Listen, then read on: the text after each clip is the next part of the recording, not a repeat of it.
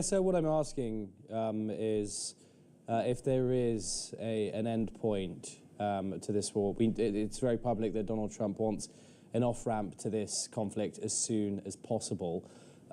If there is a deal made with Tehran which sees the same regime installed, would Israel support, would Benjamin Netanyahu's government support an end to this conflict in those circumstances?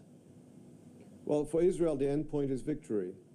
And the same way that Israel conducted the operation against the Iranian military arsenal back in June by itself, it was joined later on by the United States. Same thing today. Israel. Okay, but Dr. Navon, apologies for interrupting. Donald Trump, the way that he's talking, is pretty much already claiming victory. What would be victory to Israel?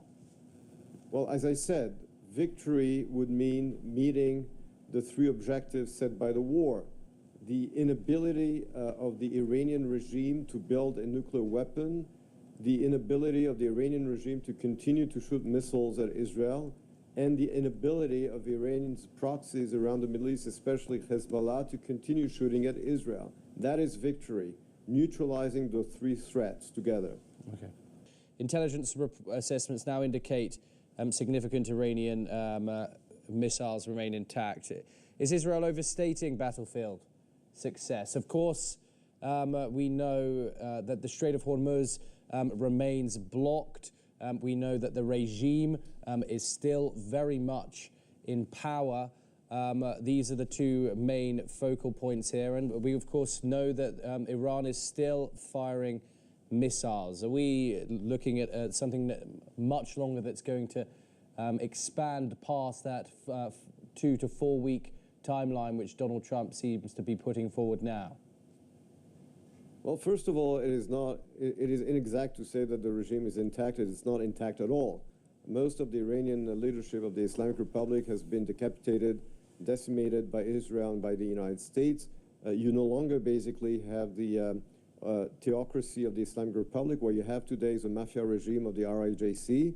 It is not the same leadership, so the same leadership is no longer in place. Khamenei is dead, and most of the top leadership of the Islamic Republic has been eliminated. That's first of all. Regarding the Straits of Hormuz, they're not completely blocked. There's still, in fact, traffic in it.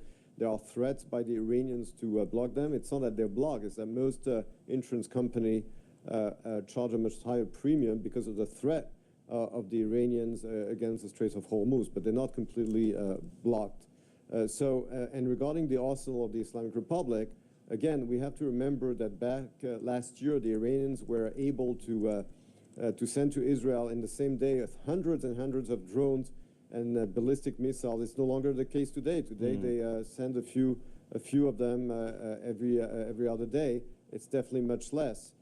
Their arsenal has been very, very much reduced and decimated, but it takes time. You cannot achieve in such a big country with launchers spread out in such a huge country. You cannot neutralize this in a couple of days. It takes time, but the Iran that we knew a few months ago is no longer the same one, not when it comes to the leadership, nor when it comes to military capabilities. The job has to be finished. Most of it has already been achieved.